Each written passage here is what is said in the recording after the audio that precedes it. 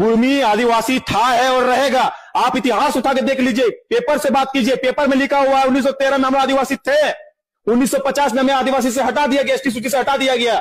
ठीक है लाला, पेपर से ही बात करते हैं। तो ये लोग 1913 के सरकारी सेंसस को अपना आधार मानते हैं। तो आज से लगभग 100 साल पहले की बात है, जब अंग्रेजों के जमाने में छोटा नागपुर, आज के झारखंड और उसके आसपास के इलाकों में रहने वाले कुर्मी समुदाय को एक आदिवासी का दर्जा दिया जाता था। उनका रहन सहन, पूजा पाठ अन्य आदिवासी समुदाय जैसे उरांव, मुंडा और संथाल से मिलती जुलती थी, जिसका ये सबूत दे रहे हैं 1913 के सरकारी सेंसस में। अंग्रेज सरकार ने उस कागज में साफ साफ लिखा था कि कुर्मी समुदाय के अपने अलग सामाजिक कानून है जो हिंदू कानून से अलग है, और इसी कागज के आधार पर कुर्मी समुदाय आज अनुसूचित जनजाति की दर्जा का मांग कर रहे हैं। तो ये बदलाव की लहर आई कहां से? तो अर्ली 19th सेंचुरी और लेट 20th सेंचुरी के बीच 1871 के क्रिमिनल ट्राइब एक्ट के बाद 1894 से 1920 के बीच इनमें बड़ा बदलाव आया। कुर्मी समुदाय के पढ़े लिखे और इन्फ्लुएंसर लोगों ने आंदोलन किया, जिसे क्षत्रियकरण कहा जाता है, मतलब खुद को क्षत्रिय योद्धा में शामिल करने की मांग। क्योंकि क्रिमिनल ट्राइब्स एक्ट के तहत जब आदिवासियों को जन्म से ही अपराधी माना जाता था और उन्हें सरकारी कोई भी लाभ नहीं दिया जाता था पढ़ाई लिखाई या नौकरी में, तब ये क्षत्रिय बनना चाहते थे। क्योंकि उस जमाने में आदिवासी को पिछड़ा हुआ माना जाता था और कुर्मी समुदाय के लोग इस पहचान से निकलकर समाज में सम्मान पाना चाहते थे। इन्हें लगा हिंदू समाज की ऊंची जाति से जुड़कर इन्हें राजनीति और व्यापार में ज्यादा मौके मिलेंगे। अखिल भारतीय कुर्मी क्षत्रिय महासभा, सुना है लाला?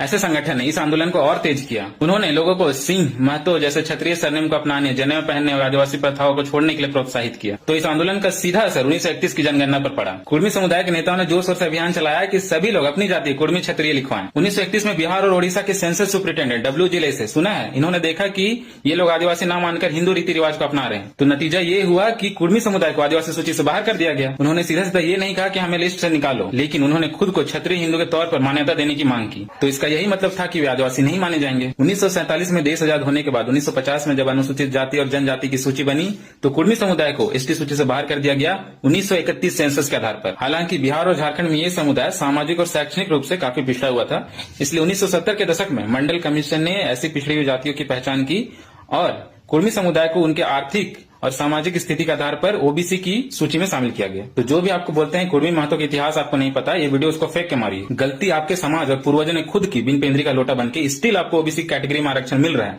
अभी पूर्ण नहीं रहा है तो आपको आदिवासी का हक दिखाई दे रहा है। जाइए रेल टिका डहर टिका जो करना है कर लीजिए, होने जाने वाला कुछ नहीं है। क्योंकि झारखंड गवर्नमेंट ने 2004 में जब अर्जुन मुंडा की सरकार थी तब कुर्मी समुदाय को एसटी में शामिल करने का जब प्रस्ताव सेंट्रल गवर्नमेंट को भेजा था तो 31 जुलाई 2015 को मिनिस्ट्री ऑफ ट्राइबल अफेयर्स ने इस प्रस्ताव को खारिज करते हुए यह कहा कि कुर्मी महतो एक कल्टीवेटर का सब कास्ट है जो ट्राइबल कम्युनिटी से अलग है। आपको अपना हक लेने का पूरा अधिकार है, लेकिन दूसरे का हक छीनकर नहीं।